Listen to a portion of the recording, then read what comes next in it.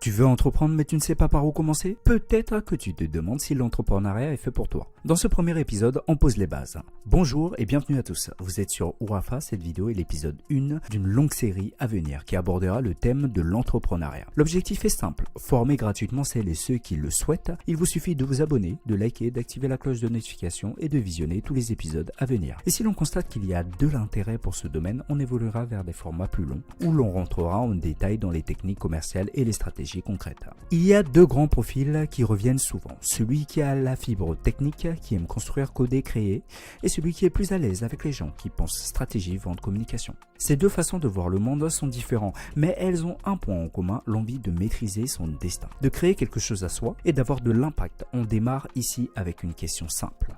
Pourquoi on se lance ?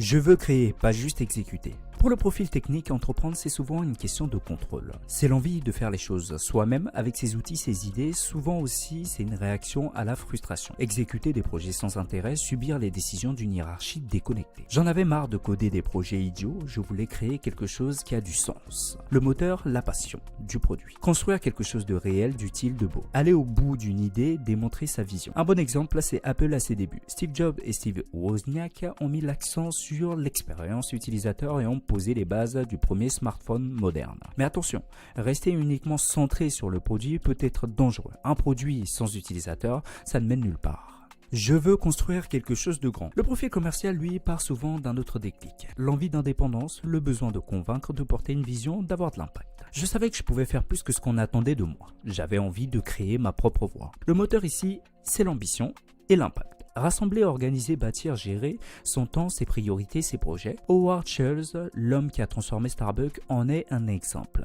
Il n'a pas inventé le café, mais il a compris comment faire une expérience unique. Sa force, c'était la vision commerciale. Mais attention, sans produit solide derrière, même le meilleur discours s'effondre.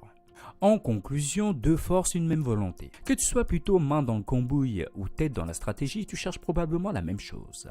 Reprendre la main sur ton temps, ton énergie et construire quelque chose qui a du sens. Alors pose-toi cette question. Qu'est-ce qui te motive vraiment à entreprendre ? Réagis en commentaire et partage ton ressenti. Le prochain épisode aura pour titre « Trouver l'idée, besoin du marché ou passion technique ».